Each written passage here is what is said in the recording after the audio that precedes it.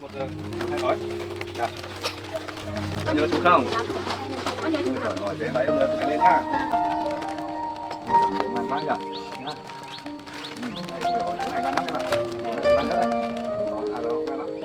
Đấy các con ăn đi. Con đi ăn đi nhá. Đây em anh chưa cho các cháu rồi. Có ba có 4 cháu kia này. 4 cháu kia là nhà bên kia còn đây có 3.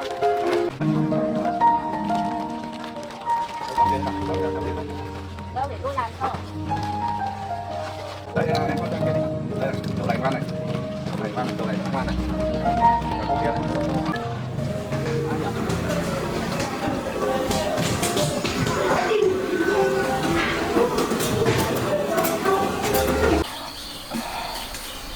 Thì ở đây có thể nhờ anh không? Có chứ.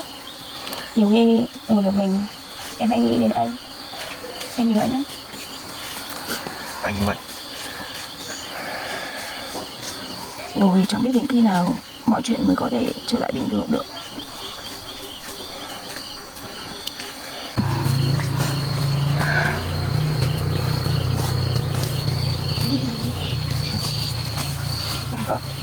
Các em làm gì ở đây? Đi ra đây chị bảo nào. Đi ra đây nào, mày đưa ra đây.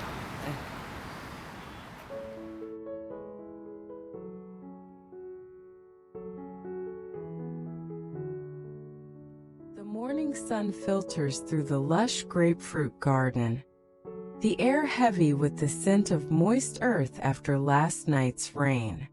Tu Tien and Uncle Dung kneel among the trees, their hands caked with soil as they spread the last of the fertilizer, the green leaves glistening with dew. I've run out of fertilizer, there's just a little left, Tu Tien says, her voice soft, scraping the bottom of the bucket, the earthy smell grounding her. Let's finish up and take a break, Dung replies, his tone warm, wiping sweat from his brow. The garden's quiet, a stark contrast to the chaos she's fled. The rain last night helped, the ground's nice and soft, she adds, her voice relieved, pressing the soil down around a tree, the dampness cool against her fingers. What kind of grapefruit are these? She asks, her tone curious, eyeing the sparse fruits hanging above. These are both cinnamon cut and performance grapefruits, been growing them for over 20 years. Dung explains, his voice proud but tinged with regret, standing to stretch his back, the wooden fence creaking nearby. They've all fruited, but there aren't many this year, Tu Tien observes, her voice gentle, plucking a small fruit, its weight light in her hand. Too much sunlight this season. They bloomed but didn't bear much. Dung sighs, his tone heavy, glancing at the sparse branches, the garden's struggle evident. We fertilize the Policious fruticosa plants too, it helps, he adds, pointing to a row of leafy shrubs, their vibrant green a small victory. Your place is so big, Tu Tien says, her voice awed, taking in the sprawling garden, the buffalo grazing in the distance. It is, every year, folks come to buy grapefruit straight from the garden, Dung replies, his tone nostalgic, the memory of better harvests lingering. Do you grow corn too? She asks, her tone curious, brushing dirt from her hands, the garden's bounty a comfort. We do, but it's far from here, I'd weed it while you worked here, Dung says, his voice practical, the distance a reminder of their separate struggles. That's it, no more fertilizer, Tu Tien says, her voice final, setting the empty bucket aside, the garden's earthy scent enveloping them. Let's rest, it's noon, Dung suggests, his tone firm, glancing at the sky, the sun high overhead. I don't know the time, but it feels late, Tu Tien agrees, her voice tired, standing to stretch, the ache in her legs a reminder of the morning's labor. I see tomatoes over there, I'll pick some after washing up, she adds, her tone bright, spotting the red clusters near the fence, their vibrant color a promise of lunch. Go ahead, there are plenty, Dung says, his tone encouraging, heading toward the wooden house, the creak of the porch welcoming him. Should I bring the bag back? Tu Tien asks, her voice thoughtful, eyeing the tools scattered around, the garden's work nearly done. Leave it, this tree's got some fruit still, Dung calls back, his tone light, pointing to a laden grapefruit tree, its branches sagging slightly. This place doesn't feel sad to me. I'm happy working with you. Tu Tien says, her voice sincere, the garden's piece a balm to her worries. I'm happy too, since my granddaughter left, it's been brighter with you here. Dung replies, his tone warm, the shared labor a bond. I'll wash my hands and feet. Your sandals are slippery in this yard after the rain. Tu Tien says, her voice practical, slipping on the sandals, their worn leather cool against her skin. Here, take mine, I'll clean them later. Dung offers, his tone kind, handing her a pair, the gesture a small kindness. At the tomato patch, the vines climb the fence, their ripe fruit glowing in the sunlight as Tu Tien picks carefully, her basket filling quickly. Uncle, these tomatoes are so ripe.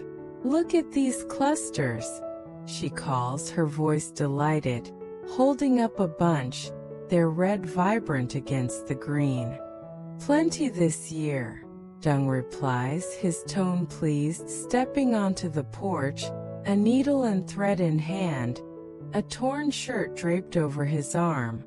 You're sewing your shirt, it's torn here. Tu Tien observes, her voice gentle, pointing to a chipped seam, the fabric worn but loved. Yes, it's chipped, been meaning to fix it.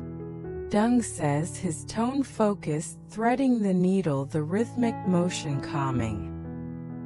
Here's my needle and thread box, he adds, setting it beside him, the small wooden box a keepsake of years past.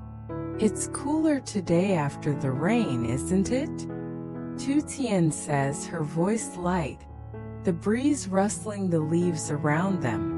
Much cooler, makes the work easier. Dung agrees, his tone content, the needle glinting as he sews, the garden's piece a rare moment. A knock at the gate breaks the quiet, children's laughter echoing as Tu Tien rushes to open it, the wooden door creaking. Grandma, we're here, a young girl calls, her voice bright, clutching a bunch of bananas, her friends trailing behind. I'll open the door, come in kids. Tu Tien says, her tone warm, stepping aside, the children's energy filling the yard. My mom sent bananas for you, the girl says, her voice proud, handing over the bunch, their yellow a cheerful gift. And some cassava, thank you so much. Tu Tien replies, her tone grateful, accepting the gifts, the children's kindness a light in her day. These are the neighborhood kids, they visit on their days off. Dung explains, his tone fond, setting his sewing aside, the porch a gathering spot. Come sit and play, we'll peel grapefruit for you soon. Tu Tien says, her voice inviting, gesturing to the mat, the children's chatter a lively hum. Your shirt's torn, Grandma, a boy points out, his voice curious, pointing to the seam Dung is mending, the threads visible. I'm fixing it, don't worry. Dung replies, his tone gentle, the needle moving steadily, the task a quiet rhythm. Should we boil the cassava? Tu Tien asks, her tone practical, examining the roots, their earthy scent promising a treat. Let's boil it, see if the kids like it. Dung suggests, his tone warm, the shared meal a tradition. We can use the bananas for cakes too. Do you like banana cakes? Tu Tien asks, her tone bright, the children nodding eagerly, their excitement infectious. I'll make some. Here, take the bananas, Dung says, his tone encouraging, handing them over the plan set. Sit and play, I'll fry the cakes, Tu Tien says, her voice cheerful, heading to the kitchen, the children's laughter following her. Inside, the kitchen glows with warmth as Tu Tien prepares the batter, the scent of bananas and flour mixing in the air.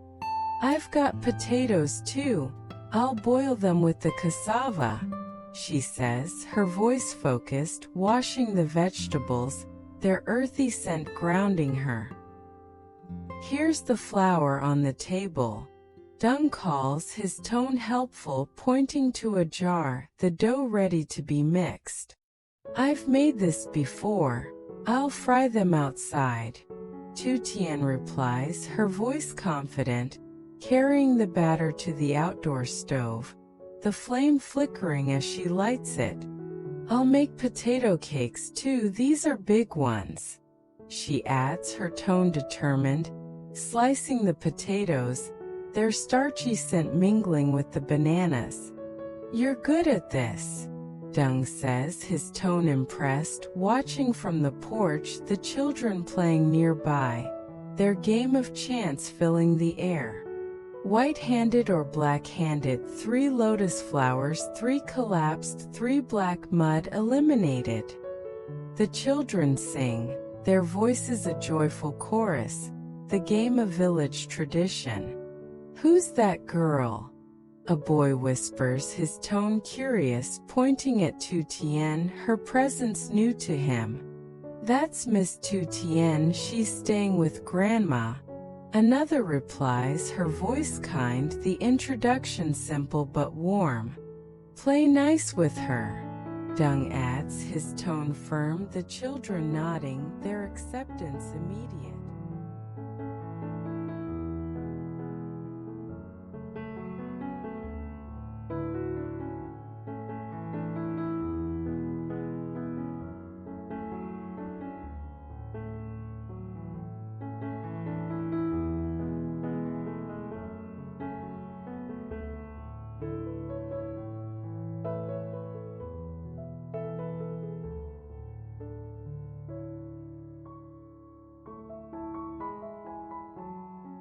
As the cakes fry, their golden aroma drifting through the yard, Tu Tien's phone buzzes, Jack's name lighting up the screen. Jack's calling, Dung says, his tone gentle, handing her the phone, the children's chatter a soft backdrop. Hey Tu Tien, what are you up to? Jack asks, his voice warm but strained, the hum of his motorbike faint in the background. The kids are here today, I'm making cakes for them. Tu Tien replies, her tone bright, flipping a cake, the sizzle a comforting sound. Sounds lively, I'm coming to you but I might need to stop somewhere first, Jack says, his voice tense, the danger unspoken but felt. There are 2 thugs following me, I can't lead them to you, he adds, his tone urgent, the stakes high. Be careful, Jack. I'm safe here, Tu Tien says, her voice worried, her hand pausing on the spatula, the warmth of the kitchen a fragile shield. I'll lose them. I'm at a shop now buying a shirt to blend in, Jack says, his voice low, the rustle of fabric audible as he speaks. Can you give me this one? He asks the shopkeeper, his tone casual, masking his urgency, the transaction a cover. That'll be 150,000 VND, I'll cut the tag, the shopkeeper replies, his voice brisk, scanning the payment code, the beep a small victory for Jack. I need to borrow a motorbike for the afternoon. Someone's following me, and I left my car outside. Jack says, his voice hushed, the plan unfolding. Take mine. I'll have someone drive your car here. The shopkeeper offers, his tone understanding, handing over a helmet, the gesture a lifeline.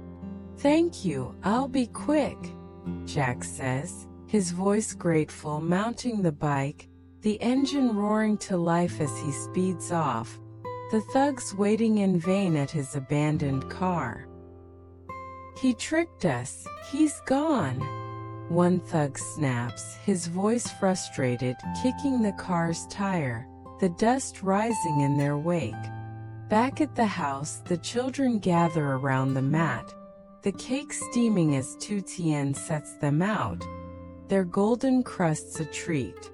Wash your hands, kids, let's eat, she calls, her voice warm, spreading the mat, the children's excitement palpable. The older ones share with the little ones. Dung instructs, his tone gentle, peeling a grapefruit, its citrus scent mingling with the cakes. This is delicious, Miss Tu Tien, a girl says, her voice delighted, taking a bite, the sweetness a joy. I'll make more tomorrow, Tu Tien replies, her tone kind, her heart lifted by their smiles, the simple act a moment of peace. Will you stay long, Miss Tu Tien? A boy asks, his tone hopeful, his hands sticky with cake, the connection immediate. I'll be here for a while. Come play anytime you're off school, she says, her voice warm, the promise a small comfort. Eat up, there's plenty. Dung adds, his tone encouraging, passing around grapefruit segments, the meal a shared joy. Jack arrives, his new shirt slightly rumpled, the motorbike parked discreetly at the gate, the children's laughter greeting him. Jack, you're here, Tu Tien exclaims, her voice relieved, rushing to meet him, the mat a colorful centerpiece in the yard.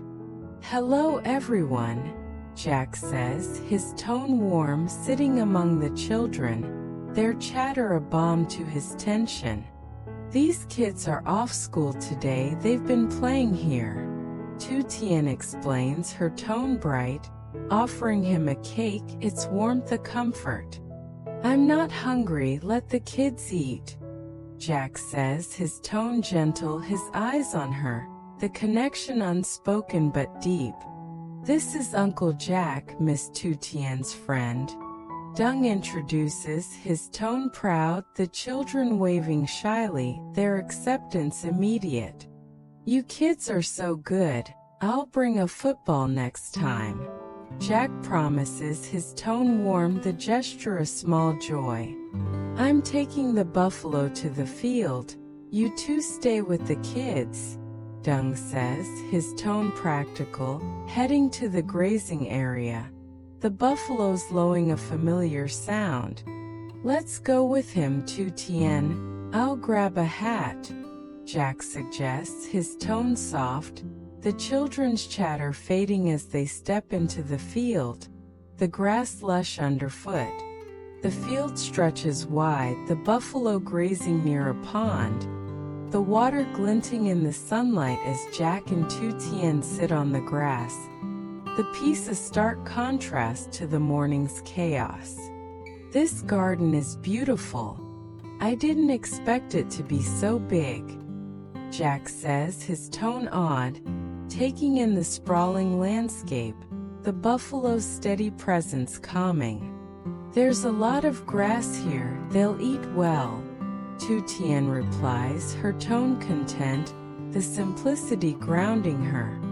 I used to herd buffalo all the time, it feels familiar, she adds, her voice nostalgic, the memory a connection to her past.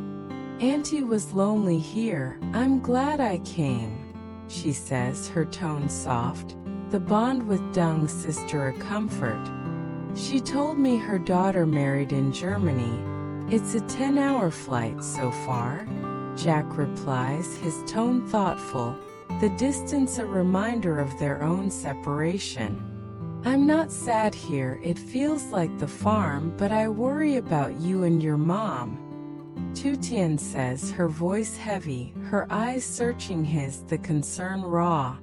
I had to shake off 2 thugs today, they followed me here.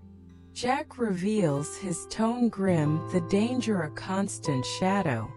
You have to be careful, I'm safe here but I'm scared for you. Tu Tien says, her voice trembling, her hand reaching for his, the fear palpable. No one knows you're here, you're safe. Jack assures, his tone firm, his hand squeezing hers, the promise a lifeline. You and Mom are the most important people to me. I won't let anything happen to you. He adds, his voice resolute, the depth of his feelings clear. I miss you so much.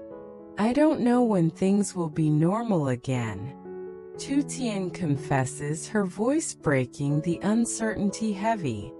I'll always protect you, you're not like anyone else. Jack says, his voice tender, his eyes locked on hers, the chaos fading in the moment. I'm lucky to have you. I'd be lost without you. Tu Tien replies, her voice soft, the buffaloes lowing a gentle backdrop to their shared truth. The field a sanctuary amidst the storm.